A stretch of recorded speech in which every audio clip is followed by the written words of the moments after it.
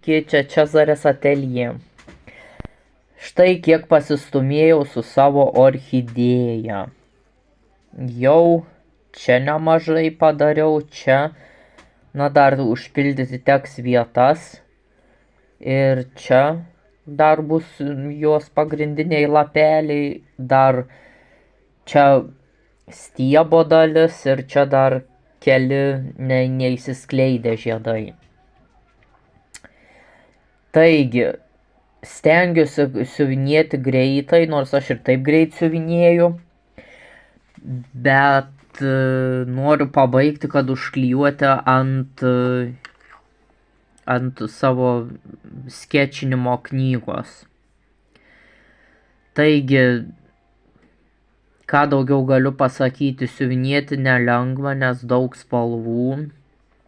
Jų, kaip matote, marga tiesiog.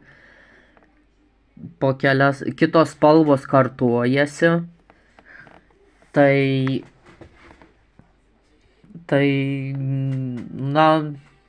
sunku susigaudyti. Schema tenai tokia nesuprantu, tiesiog parašyta vienas ženkliukas ir parašyti du skirtingi siūlai ir pliusas tarp jų. Tai aš išsirenku vieną, kurį jau taip turiu, kad nereiktų ieškoti dar ar pirkti. Ir sakau, tokia labai keista schema kažkokia. Dar bus pusinių kryželių kažkur, spėju čia kažkur.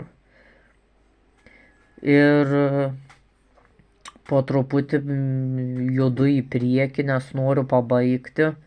Nežinau, ar šiais metais pabaigsiu.